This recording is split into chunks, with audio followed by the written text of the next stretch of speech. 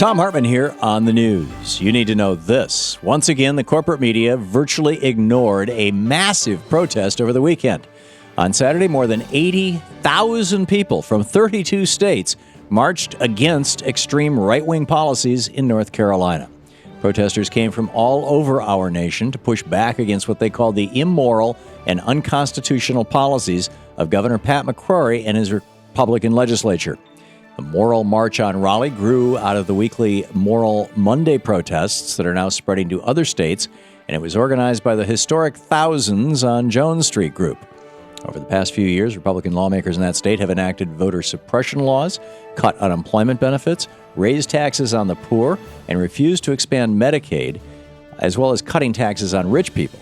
And people are speaking out against these extreme policies.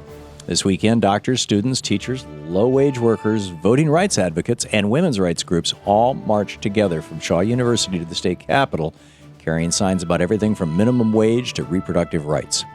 This march was a perfect snapshot of what millions of Americans are fighting in red states, yet the so-called mainstream media ignored the massive protest altogether.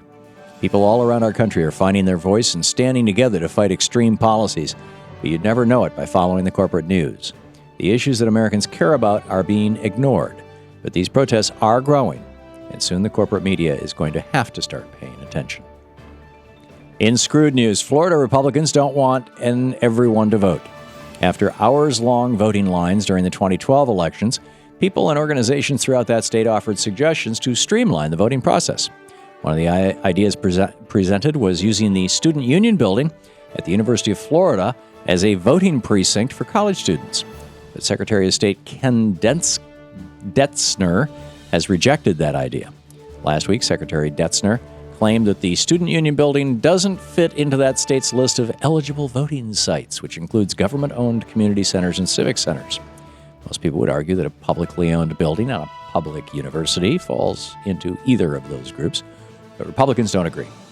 In an interview with the Tampa Bay Times, Polk County Supervisor Elections Lori Edwards said, "This is strategic. They're worried about young people voting." And she's exactly right. Republicans know that young people do not support their extreme policies, so they're doing everything in their power to make it difficult for college students to vote. In the best of the rest of the news, the massive cuts to food stamp benefits in the recent Farm Bill are nothing to celebrate, but there is one good piece of good news in that legislation: legalized industrial hemp. When President Obama signed that bill into law, he finalized an amendment which legalized industrial hemp production, although only for research purposes. That amendment was backed by an organization called Vote Hemp, which is working to revitalize the industrial hemp industry in our nation. Eric Steenstra, the president of Vote Hemp, said, quote, "The market opportunities for hemp are incredibly promising, ranging from textiles and health foods to home construction and even the automobile industry. This is not just a boon to U.S. farmers, this is a boon to the U.S. manufacturing industries as well," end quote.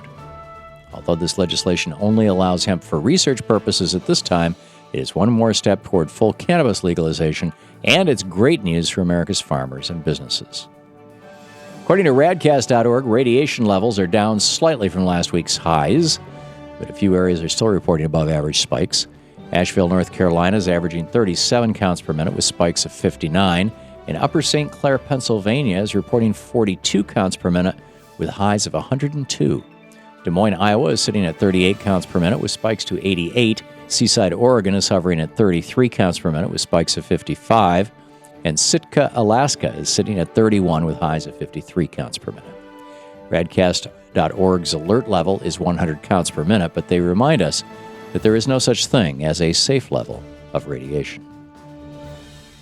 Last week, another child was killed in a fatal gun accident, and it prompted one city to launch its own plan to reduce senseless shootings. Boston, Massachusetts has announced a gun buyback program to get weapons of war off their streets. The details of the plan are still being developed, but newly elected Mayor Marty Walsh says that Boston must do something in response to the recent spike in fatal shootings. Mayor Walsh is working closely with the police commissioner to figure out how the buyback will work and how much money will be offered for each weapon that's handed over.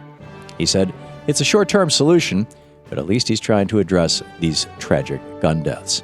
Congress has made it clear that they won't allow a national policy to reduce shooting deaths, so we should support these local efforts to get weapons of war off our streets.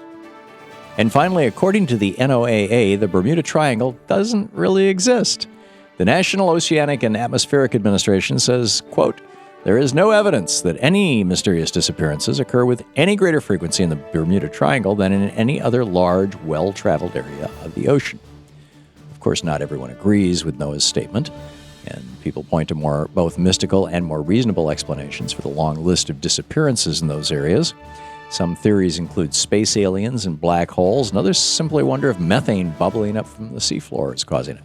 However, NOAA said, quote, the combined forces of nature and human fallibility outdo even the most incredulous science fiction.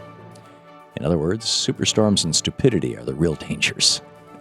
And that's the way it is today, Monday, February 10th, 2014. I'm Thom Hartmann on the news.